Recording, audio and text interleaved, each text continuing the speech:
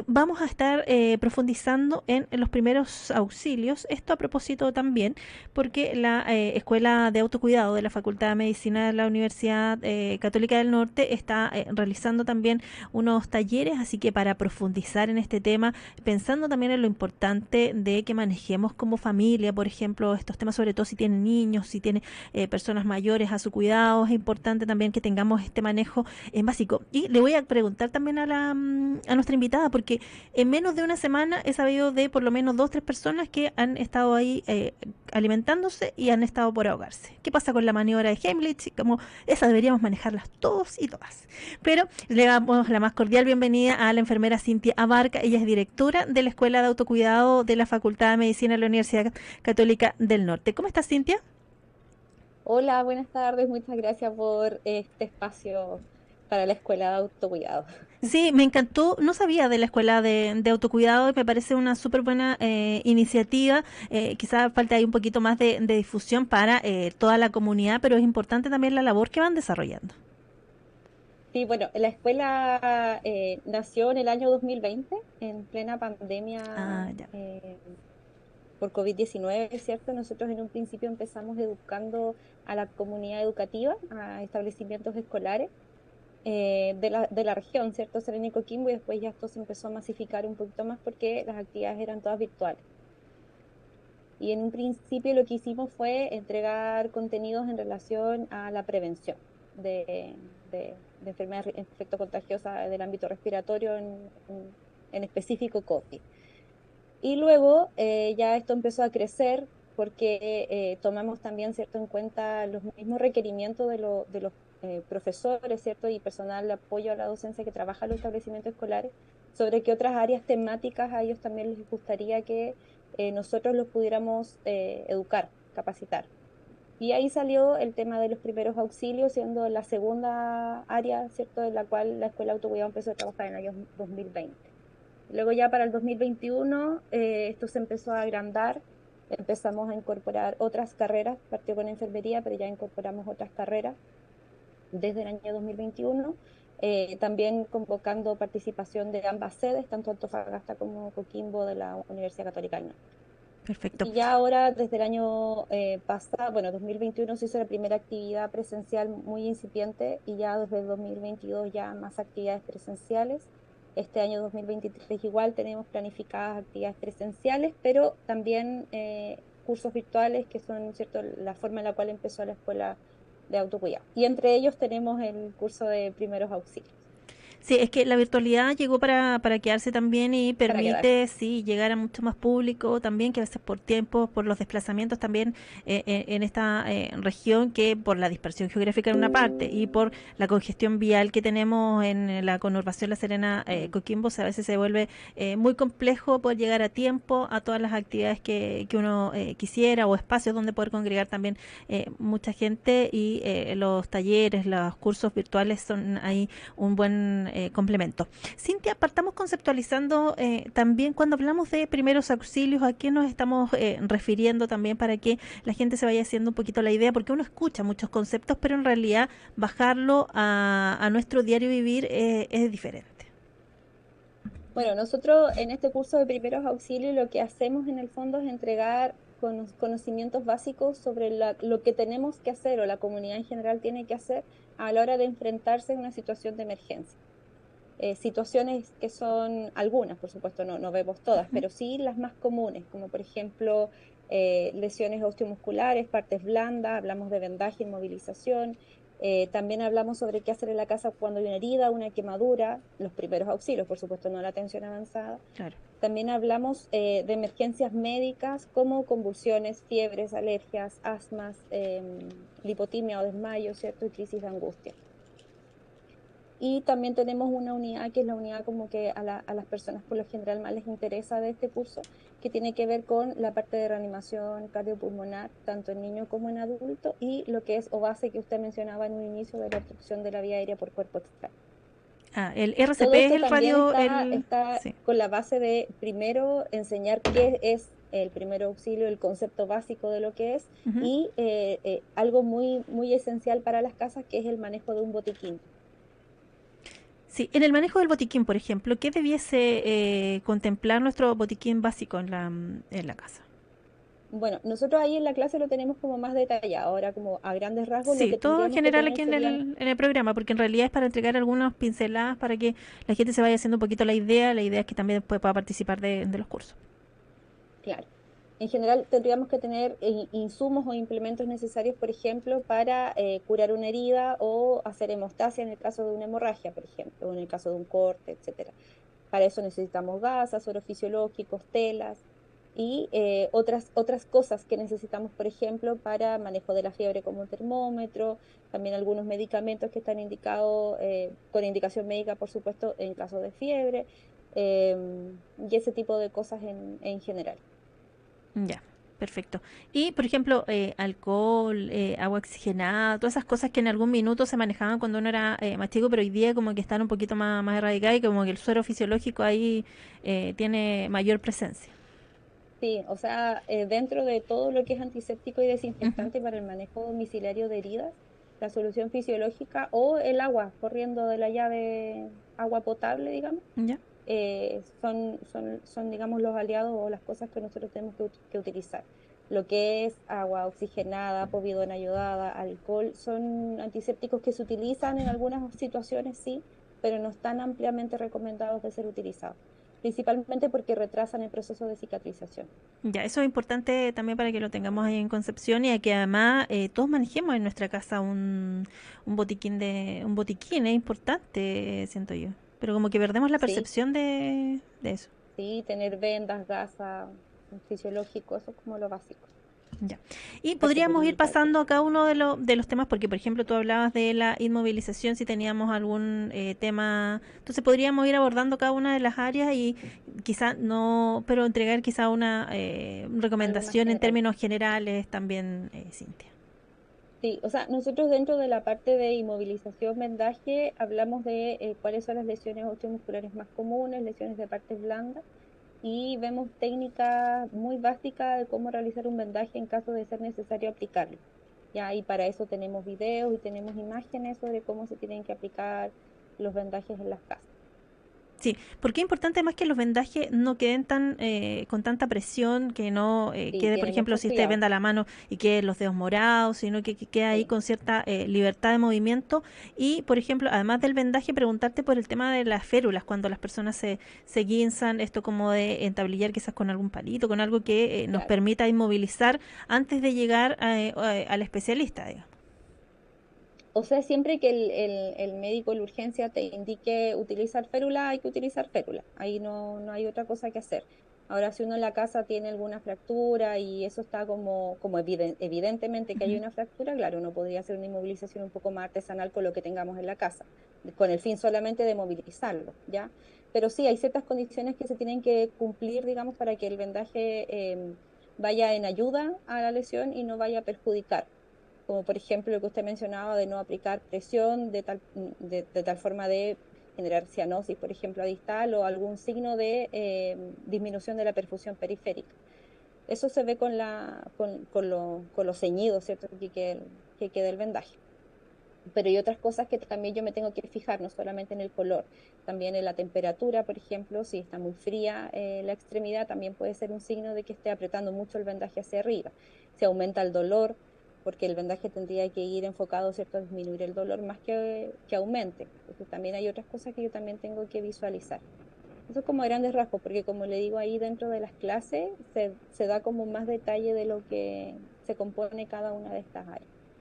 Cintia, y respecto de, por ejemplo, lo que pueda pasar con un hombro, que a veces como yo he escuchado, nunca lo he visto, pero personas así como que se zafan un poco el hombro y como que la gente lo aprieta y Ah, lo vuelve cuando los así. dislocan, Sí, sí. Hay gente que tiene como esa predisposición por alguna lesión que haya tenido en la infancia ya. o deportistas, qué sé yo, que sí tienen esa como característica o predisposición que se le disloca alguna, como el brazo, el codo. Y sí, ellos mismos a veces se vuelven a posicionar la extremidad, pero eso es como muy específico de ellos. Ya. No es algo que abarcamos principalmente Y no es en los frecuente, primeros digamos, me auxilios. imagino también. No. Sí. Cintia, es que estamos hablando como de los primeros auxilios en general. Preguntarte también respecto de la obstrucción y cómo uno manejar también la maniobra de Heimlich también, que siento yo que tiene poca masificación y como que a la gente le cuesta reaccionar un poquito ante esa Mm. situación. Bueno, la maniobra de Heimlich viene a desobstruir la vía aérea finalmente, porque eso es lo que ocurre en esta circunstancia. Vía aérea que se puede obstruir tanto en el adulto como en el niño. Y los objetos más comunes que pueden ser, que obstruyan, ¿cierto? Pueden ser, por ejemplo, los niños juguetes pequeños o frutos secos, maní, carne también en el niño y en el adulto, pero en general son como esos los objetos que pueden obstruir. Ahora, la forma en la cual uno tiene que hacer el GEM es como un poco difícil de explicarlo aquí porque no tengo como el espacio ni a nadie como para hacer la maniobra. Pero uno tendría que posicionarse por posterior, ¿cierto?, del usuario, con las manos empuñadas, la mano dominante que empuñe, ¿cierto?, la otra mano, la no Ujú. dominante, y hacer la fuerza hacia atrás y hacia arriba. Sí, y eso a Esa la altura tendría que más o ser como menos la forma. sobre el ombligo, bajo el En- ombligo. Tiene que ser justo en donde está el estómago, justo donde termina el esternón. Ya. Ahí tiene que ser la fuerza. Pero, Igual hay situaciones especiales como las embarazadas o los obesos mórbidos donde yo no alcanzo, ¿cierto?, ujú, a rodear con los brazos, que ahí yo me tengo que posicionar por encima, pero la persona acostada para poder eh, realizar la maniobra. Y la fuerza es la misma, hacia adentro y hacia arriba. pero en el caso de los niños es diferente porque uno no los puede apretar así porque Sí. podría quebrarlos, digamos, o En el lesionarlos. niño, o sea, no es tanto por eso, sino más bien es por la fuerza. En el Ah, ya. niño sí es diferente. En los lactantes, claro, uno tiene que hacer la fuerza con el niño apoyado en las manos, ¿cierto? Con la Ujú. cabeza hacia abajo. Y ahí se dan golpes, ¿cierto?, en la espalda, 5 golpes interescapulares, después se da vuelta el niño y de nuevo 5 golpes en el centro del tórax. Y ya cuando son niños más grandes, uno tiene que hacer el Heimlich igual, pero uno tiene que ponerse a la altura del niño. Ya. Esa es como la variación, Sí. porque eso a veces las personas tienden a confundirlo, olvidarlo o simplemente no lo saben. Pero con los niños más grandes uno tendría que ponerse a la altura del niño y hacer la fuerza del Heimlich igual como se hace en el adulto. Perfecto.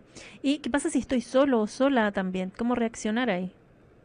Bueno, ahí siempre cuando hacemos estos cursos nosotros siempre recomendamos a las personas que en sus casas o en su lugar de trabajo, no sé, identifiquen alguna superficie que sea no movible, sólida, ¿cierto? Que esté empotrada en una muralla sólida y una silla donde uno pueda hacerse el auto Heimlich. También puede ser una mesa o algo que te quede justo a la altura finalmente del estómago. Y ahí uno tiene que tirarse con toda la fuerza, ¿cierto?, a la silla para lograr la liberación del cuerpo externo. Perfecto. ¿Y cómo, volviendo ahora al curso, cómo se va desarrollando? ¿Son varias sesiones que se van abordando cada una de estas grandes temáticas que estamos conociendo, Cintia? Mira, nosotros tenemos una plataforma virtual que se llama Meduca, que es como Moodle, pero es de la Facultad de Medicina. ¿Ya? Esa plataforma lo que nos permite y por qué es tan interesante este tipo de curso es que los usuarios que se inscriben en ella pueden autogestionar su aprendizaje. Es decir, nosotros disponemos en la plataforma todo el material, los contenidos separados por unidades, y en la medida que el participante va avanzando, ¿cierto?, en el curso, va generando quiz cortitos, los va respondiendo y va avanzando por sí solo. Porque eso es una de las gracias que tiene esta plataforma, que el participante puede ir avanzando solito, ¿cierto?, a la medida que va quemando, digamos, etapas dentro del curso o logrando los objetivos, y hasta el final, que ya le permite contestar una encuesta de satisfacción, una prueba global y se certifica también de manera automática. Entonces, esa es como una gran particularidad que tienen estos cursos que trabajamos con esa plataforma por esa razón de hacerlo autogestionado. Es decir, que no nos tengamos que conectar para nosotros hacer las clases, ni conectar para nosotros hacer las pruebas, o que vengan para acá, ni nada, de tal forma de que la persona, el participante puede, según sus propios tiempos, ¿cierto? Su disposición, disponibilidad de tiempo, ir revisando los contenidos, dando las pruebas y hasta el final ya certificarse. Para eso nosotros damos un plazo, ya, porque si no estaríamos eternamente esperando que las participantes ingresen de las pruebas y obtengan la certificación. Y ese plazo en este curso son de 2 semanas, ¿ya? Entonces, por ejemplo, ahora se abrió el lunes de esta Ujú. semana, y ya tiene esta semana y la semana siguiente para completar todo el- todo el contenido y dar las pruebas. ¿Y el interés respecto de este curso? ¿Cómo ha estado la motivación? Mira, en el año 2020 esto era muy masivo. Logramos gente de todo el país prácticamente que se inscriba. Eh, y realmente así, de Arica a Punta Arenas, literal. Teníamos gente de todo el país que quería aprender no solamente primer auxilio, sino también prevención de COVID. Eso con el tiempo se ha ido cambiando, pero tampoco ha disminuido el interés. A la gente le sigue interesando saber temáticas de primer auxilio y siempre nos piden ya cuándo van a lanzar otra versión de los primeros auxilios. Por lo general nosotros damos las fechas de inscripción y se llenan en una semana. A veces nos ha pasado que en días se llenan los cupos, otras veces se llena un poquito más lento. Pero por lo general la gente participa mucho, a la gente le interesa también, a la comunidad en general le gusta aprender este tipo de temas. Y otra de las particularidades que tiene es que los colegas que trabajamos en esto vamos actualizando las clases a la medida que va saliendo nuevo contenido, nueva información, hacemos videos, qué sé yo, y los vamos dejando en la plataforma también. Cintia, preguntarte respecto de cómo reaccionar ante una situación de convulsión en alguna persona o que le da algún cuadro de epilepsia. ¿Cómo se reacciona ahí? ¿Es cierto esto de poner algo sobre, o sea, debajo de su cabeza o no moverlo, dejarlo quieto, esperar que llegue ahí personal de O sea, salud? ¿Cómo lo ideal primero es no hacer nada para que termine la convulsión. La convulsión hay que tiene que dejarla frenar actuar, por sí digamos? sola. Hay Ya, que dejar la convulsión. perfecto. No meter cosas en la boca porque eso sí puede generar que haga algún tipo de distrés respiratorio o paro respiratorio, qué sé yo. Entonces no hay que introducir y además que si nosotros introducimos dedos, por ejemplo, nos pueden morder y Ya. diseccionar, entonces tampoco es la idea. Lo que sí tenemos que hacer, además de dejar que pase la convulsión, es primero fijarnos en la hora para ver a qué hora empezó la convulsión, porque esa información es necesaria entregarla cuando este usuario vaya o llegue la ambulancia, ¿cierto? A la asistencia pública. Ponerlo en posición de seguridad, que significa dejarlo de lado. Ya también la posición de seguridad está descrita con imágenes dentro de los cursos de esta unidad, ¿cierto? De emergencias médicas. Dejarlo que ventile, dejarlo que respire, ponerlo de ladito, que es la posición de seguridad, esperar que pase la convulsión y fijándonos en algunos signos como de qué tipo es la convulsión, si hay movimiento, si se puso solamente como inmóvil o rígido, que vendría siendo cierto la convulsión más tónica, perdón, y ese tipo de cosas. Pero en general lo que tenemos que hacer es dejar que la convulsión pase, tomar el tiempo, estar tranquilos, llamar a la ambulancia si es que estamos cerca, ¿cierto? Para que vengan y ellos den la primera atención y en ningún momento meter cosas dentro de la boca del usuario. Cintia, ¿por qué poner de lado es una posición de seguridad? Porque siempre existe el riesgo de que el usuario pueda presentar vómitos. Y Ah, si ya. el usuario puede presentar vómitos en cualquier situación donde no haya un control, ¿cierto?, de la vía digestiva o vía respiratoria, puede existir la posibilidad de que esos vómitos se inhalen y pasen a la vía aérea. Ahí tendríamos un problema mayor. Por eso esa es la posición de seguridad. Perfecto. Hoy en Y Sanamente se usa hablamos, en hartas situaciones, ¿sí? no solamente en... Ah, ya. Hoy en Sanamente hablamos de primeros auxilios junto a la enfermera Cintia Abarca, quien es directora de la Escuela de Autocuidado de la Facultad de Medicina de la Universidad Católica del Norte. Cintia, respecto de la reanimación cardiopulmonar que uno conoce como el RCP, este famoso RCP, ¿qué es importante que uno debiese manejar también respecto a aquello y cómo se profundiza ese conocimiento a través del curso? Bueno, nosotros hacemos lo que es básico, Ujú. RCP básico y principalmente masaje cardíaco externo, que vendría siendo como la maniobra que pudiese apuntar, ¿cierto?, a salvar vidas. Em, por lo tanto, enseñamos lo que es el masaje cardíaco externo, con las características que tiene que cumplir para que sea eficiente, efectivo, ¿cierto? Y sea de alta calidad. Que eso es lo que está demostrado, que un masaje de alta calidad, una RCP inicial de alta calidad puede mejorar la sobrevida de los usuarios.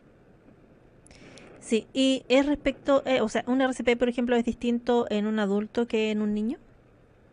Sí, los protocolos son diferentes para adultos niños, también los tenemos determinados así en la unidad de este curso Primeros Auxilios, pero como te digo, se ven desde el punto de vista básico, y es como la primera maniobra, lo primero que tendría que hacer en caso de sospecha o de ya confirmar, ¿cierto?, que el paciente esté en un paro cardiorrespiratorio. ¿Qué otro Más tema avanzado, es es básico. importante que las personas manejen y lo que aborda el curso, que son los primeros que nos nombraste al comenzar la entrevista?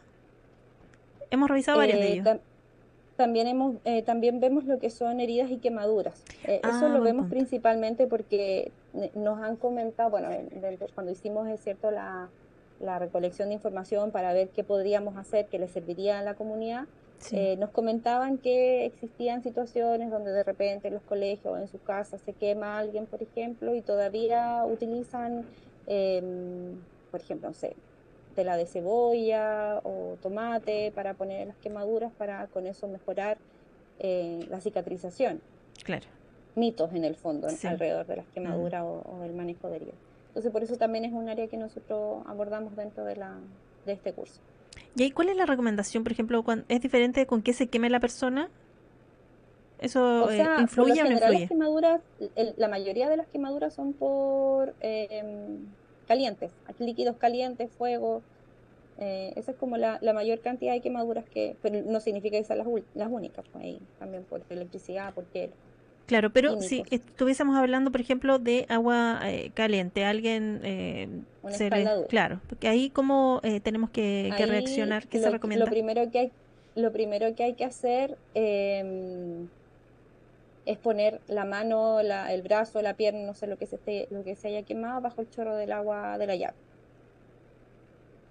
Eso es lo primero que habría que hacer, es decir, sacar, ¿cierto?, de la fuente de calor Ujú. la persona y ponerlo bajo el chorro de la llave. Como sea, si se quemó la pierna con ropa, con todo para dentro de la ducha o en la cocina, se abre la llave, se pone en la mano, lo que sea, se haya quemado. Esto es lo primero.